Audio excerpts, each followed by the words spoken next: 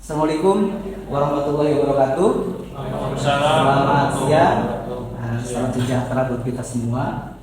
Alhamdulillah pada hari ini kita bisa bertemu dengan saya, ya. Nama saya Dr. Udin Suwadma, SEMM SIBA. Ya. Saya di sini dipercaya untuk menyampaikan atau mengajar mengenai manajemen keuangan, teori dan aplikasi. Ya. Di mana capaian pembelajaran dalam semester ini, dalam mata kuliah ini adalah bagaimana kita bisa mengaplikasikan teori terhadap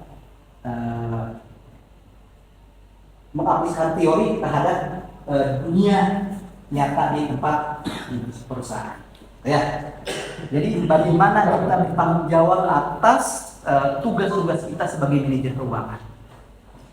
Di mana materi yang akan saya sampaikan atau capaian pembelajaran mata kuliah, ya. Jadi mahasiswa itu bagaimana mampu memahami cara mengaplikasikan manajemen keuangan dengan baik, mampu memahami manajemen keuangan dan mengaplikasikannya, mampu menjelaskan manajemen keuangan, mampu menjelaskan konsep dan meningkatkan mutu manajer keuangan. Ya.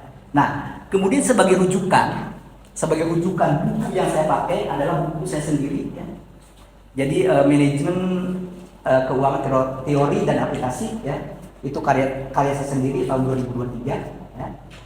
Nah, kemudian bahan kajian, materi pembelajarannya, tujuan dan fungsi manajemen keuangan, peran budgeting dan forecasting, penilaian surat berharga, memahami laporan keuangan, analisa laporan keuangan, konsep pasar modal, fungsi pasar uang dan pasar modal, teori struktur modal, risiko penempatan investasi, risiko penganggaran, struktur modal, biaya modal, hedging dan mengurangi kerugian. Ini adalah materi-materi yang akan saya sampaikan selama 14 kali pertemuan kita. Ditambah 2 kali pertemuan yaitu UTS dan UAS. Ya. Jadi materi-materi ini yang akan saya sampaikan kepada rekan-rekan semua, kepada saudara-saudara. Ya. Di mana di dalam pembelajaran nanti mungkin kita itu akan diskusi, ya. Kemudian akan citasi, ya. Kemudian dengan cara konvensional seperti sekarang, ya, seperti itu, ya. Ini RPS yang saya siapkan dan akan saya sampaikan kepada rekan-rekan. Oke, saudara-saudara, pada kesempatan kali ini, ya, kita akan belajar atau kita akan menghitung, ya, cara menilai saham. Di mana pertemuan kita sebelumnya, ya, kita itu kemarin mempelajari mengenai analisis fundamental, ya, analisis fundamental dan analisis teknikal. Untuk pertemuan kali ini sengaja saya kerucutkan, ya, bagaimana cara menilai saham. Karena di dalam sebuah saham, saham itu adalah bukti kita kepemilikan perusahaan. Maka dari itu kita itu harus tahu bagaimana cara menilai saham itu yang sebenarnya. Seperti yang mata kuliah kemarin, ya, di pembelajaran kemarin, menilai saham itu kan ada 2. Ya. 1 dari buku, harga buku, 2 harga pasar, dan 3 harga intriksi. Harga buku kita bisa lihat di buku, di laporan keuangan. Ya. Kemudian harga pasar yang setiap hari kita lihat di papan bursa ataupun di laptop kita. Yang ketiga, nilai intrinsik. Nah, kenapa saya bayangkan nilai intrinsik? Karena setiap orang mempunyai persepsi pandangan yang berbeda tentang nilai intrinsik itu dari saham. Saya di sini ambil Warren Buffett. Kita tahu semua bahwa Warren Buffett itu adalah salah satu investor dunia yang tidak diragukan. Saya ambil Warren Buffett karena mereka unggul di pasar Kalau di Indonesia siapa? Ada yang tahu? L, KH ya, Lokehong ya. Lokehong di Indonesia terkenal dengan semangat kontrarian. Ya, kalau ini dia terkenal dengan keakurasian nilai intrinsik. Ya. Oke. Nah, menilai dan memilih saham ini salah satunya mengetahui nilai intrinsik. Karena begini, saudara-saudara.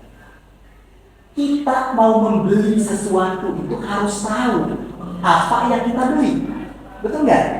Supaya tidak timbul keraguan.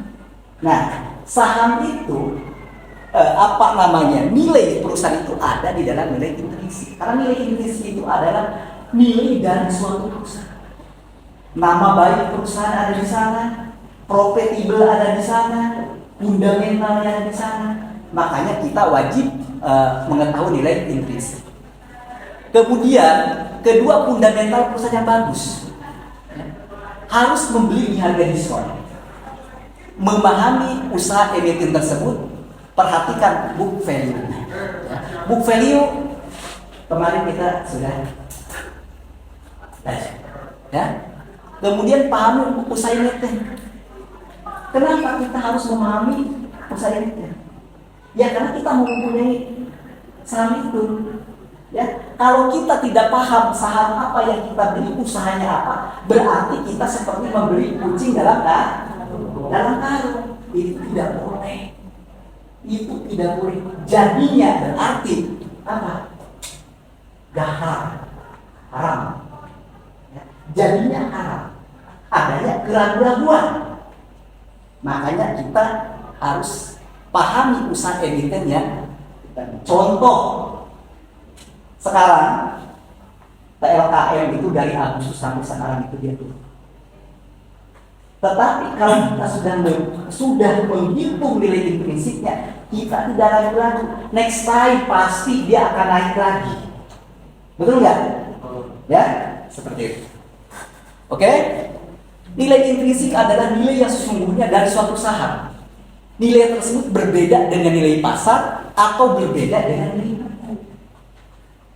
Bagaimana Pak untuk menilai nilai intrinsik? Untuk penghitung nilai intrinsik?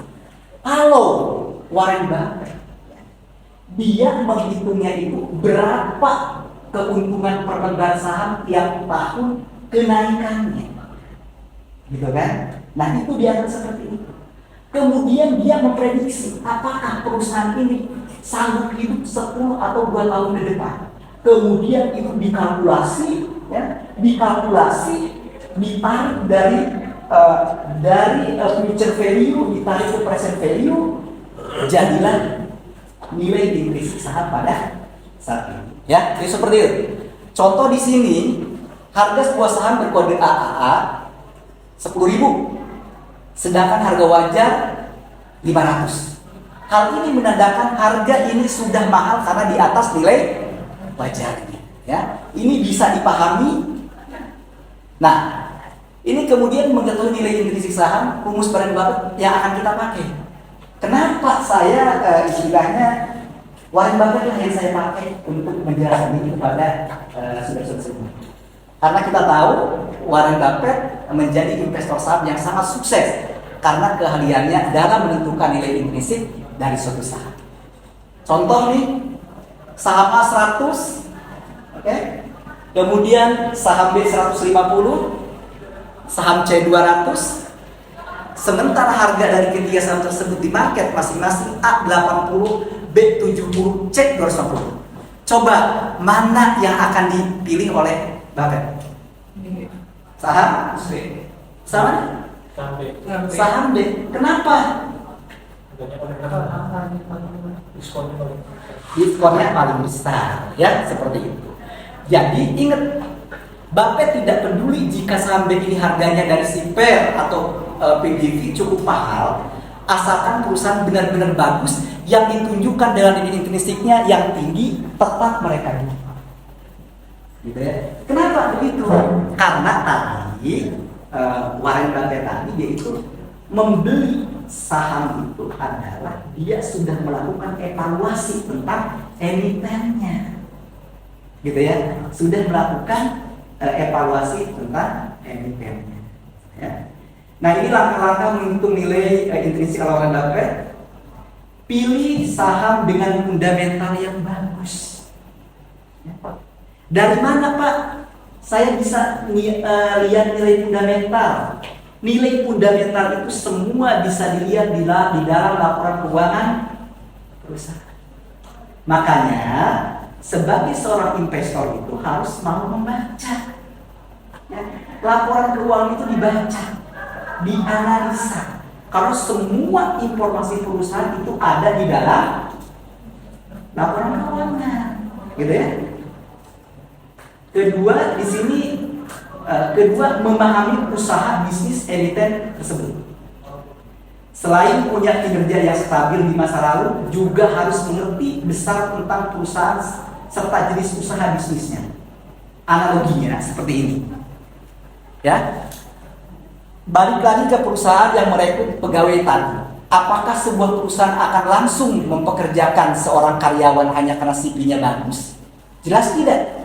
Minimal ia harus melalui proses wawancara dengan pemilik perusahaan atau pegawai yang posisinya lebih tinggi atau HRD, dan jika cocok, barulah ia akan diterima. Contoh seperti ini. Saya membutuhkan seorang manajer, gitu ya. Tidak mungkin saya hire orang yang fresh graduate. Karena apa? Karena track recordnya belum. Begitupun saham, gitu ya. Seperti itu.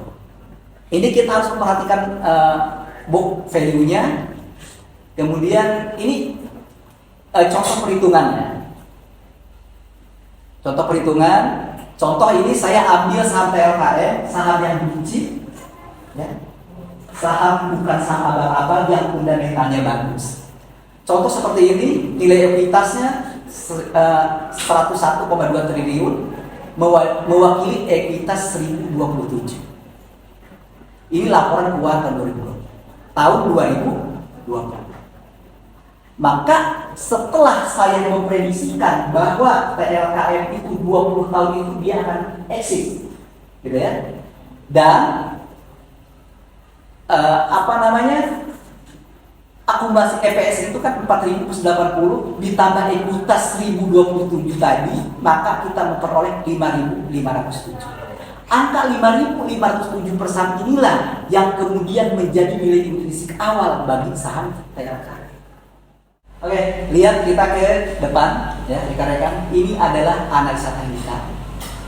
Ini lihat di sini, ya tanda panah, ya yang ke bawah dan ke atas. Ini di sini adalah resisten. Ini adalah titik resisten. Di sini adalah titik support. Seorang trader harus memperhatikan ini.